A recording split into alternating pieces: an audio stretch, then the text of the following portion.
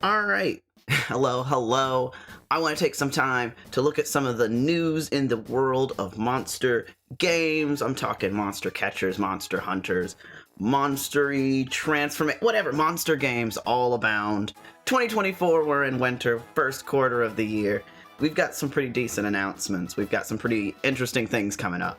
First up, pretty big news. It was just announced. If you're caught up with Pokemon news and you've watched the latest Direct, or at least the Pokemon Day, you've seen the announcement of Pokemon Legends ZA, Z-A, C through, whatever we call it in hindsight, whatever.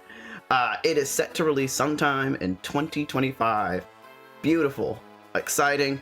I look at the response. It is wild, the response to this. I have never in my life witnessed such a collective sigh of relief from a fan base in hearing that the release of a game could be like 2 years in the future. It really says a lot about the state of the games right now. But when I watched the trailer, it started up with those accordion notes, and I was like, that's not very American. That's not black and white. What is this? I was so expecting to see black and white. I was like trying to make so much of the trailer look, and then I was like, no, this is Kalos.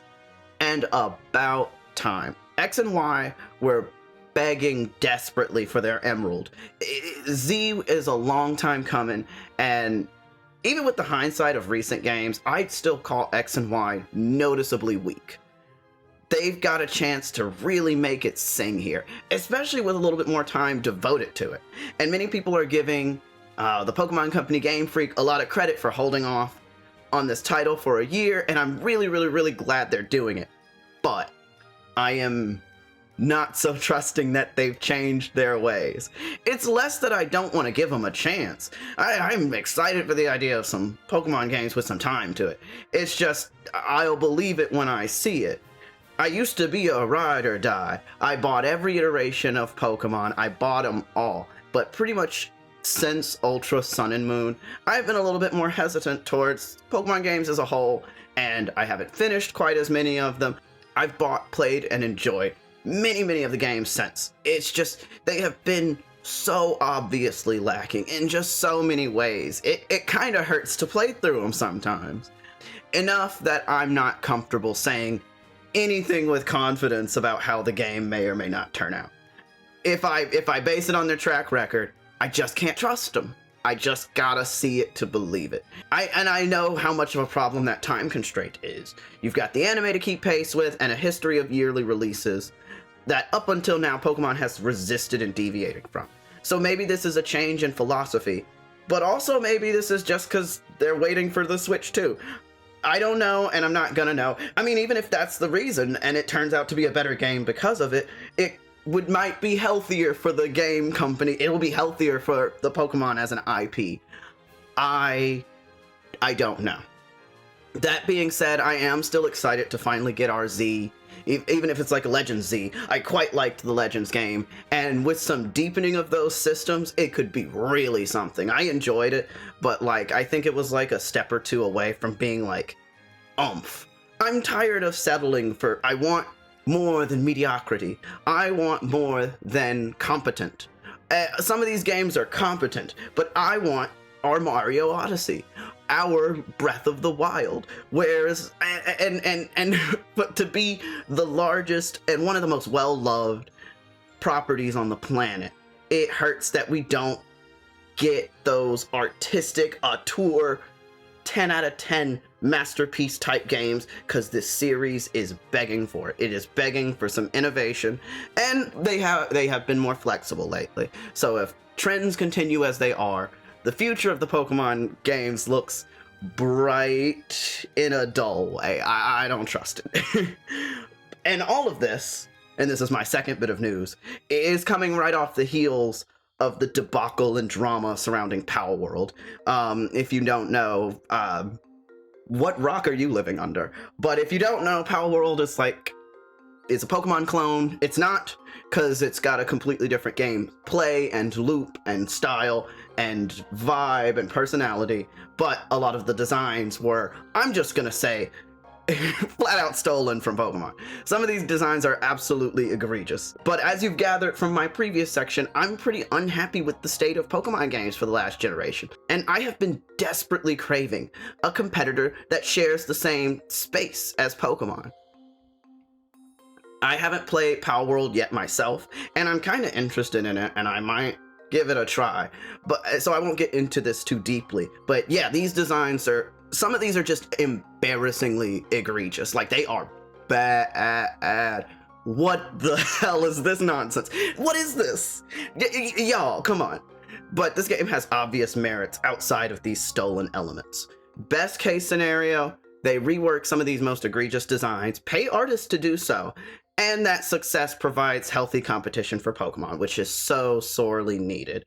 Creature collectors in the style of Pokemon aren't exactly rare, but ones that firmly shake up the genre have really yet to emerge. But I think we're on the cusp of that. A lot of high quality, very charming creature collector games come out every year. I see tons of them, indie games, AA teams, I see them.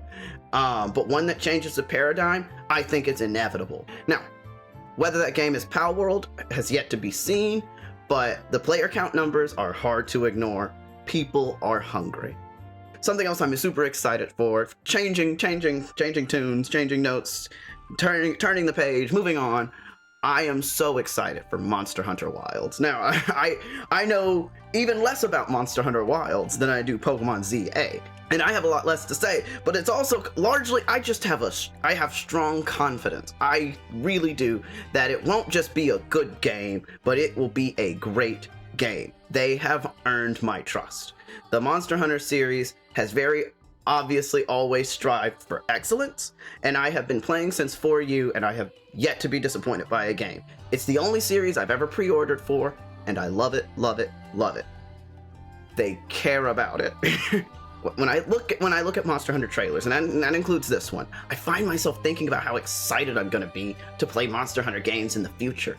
I so rarely look at such a large company and feel that way about their output of games, but like, I see how much they've innovated, how much they've tightened the game, how good it looks, and I know it's only gonna get better. So I'm excited about this one and future ones.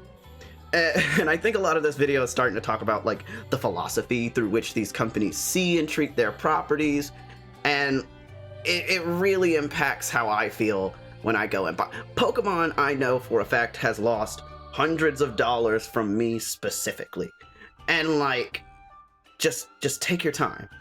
Put some more time into it, please. I want to love the game. Back on the Monster Hunter. Now, this is the closest I have to a negative, but this is a continuation of the Monster Hunter World format. And as it stands, World isn't my favorite in the series. I found the story a little lacking, which is not the most unique criticism for a game in this series, but biggest sin of all, at least at the time of release, I was really unhappy with the variety and the types of monsters, or like the lack thereof. I understand there were limitations, especially as they were transitioning to this higher definition like graphics and these more fluid, realistic animations. I get it, they were limited, but like, it's kind of very dragon heavy. There's some dog monsters, but like, I miss my spiders, my bugs, my snakes, my weird guys. And a lot of those got added in DLC, but I'm hoping with this new game, especially since they can import in a lot of the assets and things from the last game, that they're able to put in some more variety. Because for whatever reason, I put easily more than 400 hours into 4U, Generations Ultimate, Rise, whatever, and World is the only one that stands out as the odd man with only about 100 hours of playtime. Clearly I liked it, clearly, but something kept it from quite that same high. Either ways, anyways, whatever, I'm excited for the game. I'm looking forward to it. Changing gears one last time, I just wanted to take the time to highlight a couple of indie games that I'm looking forward to this year. First up, Beastie Ball. It's super cute. It's so cute. It is so cute. It describes itself as a turn-based volleyball RPG. It looks like a fun spin on the genre, and not only that, it's made by the developers of Chicory A Colorful Tale, and Wonder Song. So I've got high hopes, and I'm excited to give this one a try when it comes up. It doesn't have a specific planned release date, but it's sometime this year, so I'm gonna keep an eye on that. And then another one I'm looking at, and I'm keeping a very excited eye on, and it's definitely out by the time this video releases. I know it will be. The Thaumaturge. Now this is something I have never seen, but I have been desperately waiting for. Horror creature collector. It seems less creature collector and more that you just have a specific rotation collection of creatures. Either way, I like how it looks. I'm interested in what it is. I don't know a ton about it, but I really want to play it. Game is set to release March 4th. It's definitely out by the time this video is out. Feel free to check it out. I'm gonna go into it relatively blind. I don't really want to learn a whole lot about it. It just looks interesting, and I'm gonna give it a try. And that's our quarterly news. I'm gonna keep doing this. We're gonna keep doing this. I will only make a news video when there is news to be talked about. So maybe there won't be one for the summer, maybe there will. But when something interesting happens, I'm gonna be sure to write down my notes, my thoughts, my ideas on it, and I'm gonna do more of these. So stay tuned for that. See you around.